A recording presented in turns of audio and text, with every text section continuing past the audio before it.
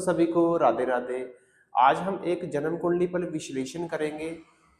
ये एक किसी जातक की कुंडली का विश्लेषण है।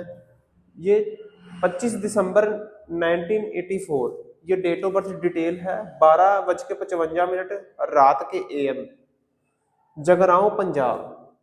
आप भी अपनी जन्म कुंडली का विश्लेषण करवा सकते हो वीडियो के द्वारा। पूरा फुल एनालाइज कुंडली के क्या क्या आप पूछना चाहते हो आप पूछ सकते हो अपने जीवन के बारे में। ये है वर्षफल, ये है जन्म कुंडली।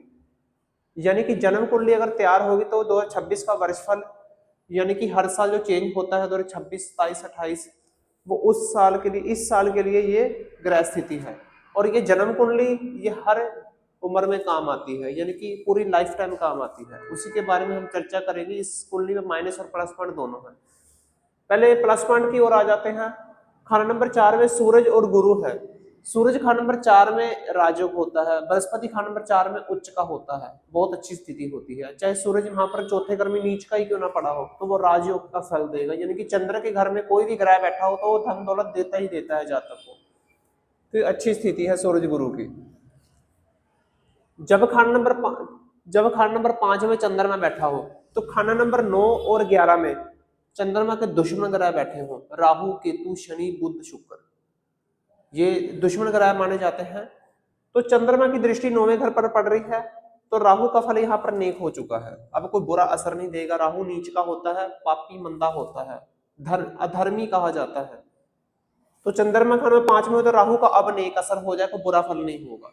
जब शत्रु ग्रह 9वें और 11वें घर में बैठे, ये एक रूल है, ग्रामर है, तो इसको आपको ध्यान रखना पड़ेगा। अगर चंद्रमा 5वें घर में हो, अगर 9वें और 10वें घर में अगर उसके मित्र ग्रह बैठे हो, ये उल्टा है। अब ये सूरज मंगल गुरु इसके मित्र ग्रह माने जाते हैं। 9वें और 11वें घर में बैठे हो तो उन ग्रहों का फल मंदा हो जाएगा। सूरज मंगल गुरु के संबंधी रिश्तेदार, चीजों और कारोबार का फल और अपनी सेहत के लिए खराब होंगे। सूरज होता है हमारी सेहत, मंगल होता है हमारा खून, ब्लड, बृहस्पति होता है हमारा पिता और हमारा ज्ञान, सोना। तो चंद्रमा यहाँ पर डैमेज करेगा। अगर आपकी कुंडली में चंद्र 5 में हो, 9वें और 11वें घर में अगर मित्र ग्रह बैठे तो मंदा फल, शत्रु ग्रह बैठे तो बहुत बढ़िया फल होगा। ये उल्टा है। ये वैसे चंद्रमा ने अपने मित्र ग्रह की हेल्प करनी चाहिए, अब वो हेल्प नहीं करेगा, वो उनको नष्ट कर देगा। शत्रु ग्रहों की हेल्प करेगा सिर्फ। चंद्रमा 5 में हो तब। तीसरे घर में बुध, शनि, केतु है। केतु नीच का है, शनि यहाँ पर तीसरे घर में मंदा कहा जाता है, यानी कि गरीबी दे देता है। बुध का नंबर 3 में हो तो ये ऐसा जातक वाणी से, अपनी वाणी से, कोड़ी जुबान से सब कुछ तबाह कर लेता है, यानी कि अपनी फैमिली में नुकसान करता है, अपना नुकसान कर बैठता है। अपने लिए तो ठीक होता है लेकिन दूसरों के लिए काफी हानिकारक साबित हो जाता है। बुध का नंबर 3 में इसका उपाय भी होता है, लेकिन कुंडली में ही सही ठीक हो चुका है। बुध का नंबर 3। बृहस्पति खाना नंबर 4 में हो, चौथे घर में बृहस्पति बैठा हो, खाना नंबर 3 में कोई भी ग्रह बैठे हो, कोई भी ग्रह बैठे हो मंदे से मंदे, बृहस्पति अब तीसरे ग्रहों को अब अच्छा कर देगा। अब कोई बुरी स्थिति नहीं आएगी। अब बृहस्पति चौथे घर में हो और खाना नंबर 3 में कोई भी ग्रह बैठे हो तो उन ग्रहों का फल अब नेक कर देगा। लेकिन फिर भी चंद्रमा खाना नंबर 5 में हो तो खाना नंबर 3 में और दूसरे घर में अगर उसके दुश्मन ग्रह बैठे हो तो उनका फल मंदा कर देता है। यहाँ पर अलग स्थिति थी। 9 और 11 में दुश्मन ग्रह बैठे, उनका फल अच्छा कर देगा। और 3 और 2 में अगर दुश्मन ग्रह बैठे हो, बुध, शुक्र, शनि, राहु, केतु, तो उन ग्रहों का फल मंदा कर देगा। लेकिन फिर भी बृहस्पति खाना नंबर 3 में अच्छा फल कर रहा है।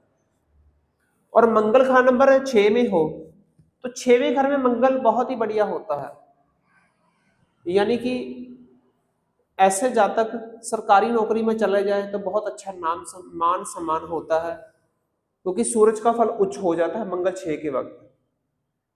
शुक्र खाना नंबर 5 में ये भी अच्छा है, लेकिन शुक्र राहु के साथ मिल रहा है तो शुक्र का फल यहाँ पर थोड़ा डैमेज हो सकता है। शुक्र चंद्रमा के साथ बैठा, सास बहू का झगड़ा हो सकता है। शुक्र हमारी पत्नी होती, चंद्र हमारी माता होती है,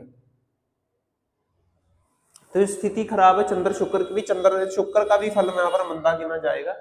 ये है वर्षफल 2026 का। ये थी जन्म कुंडली पर माइनस और प्लस पॉइंट दोनों थे इस कुंडली में।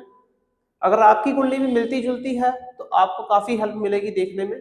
ये वर्षफल है 2026 का, कैसा आया हुआ है। मंगल खाना नंबर 4 में नीच का आया हुआ है, बद मांगलिक आया हुआ है, यानी कि बहुत बुरा होता है, यानी कि इसको गुस्से से परहेज करना पड़ेगा। और मैंने इसको उपाय बता दिया हो मंगल चौथे का क्या उपाय होता है, तो उसके लिए काफी ठीक रहेगा।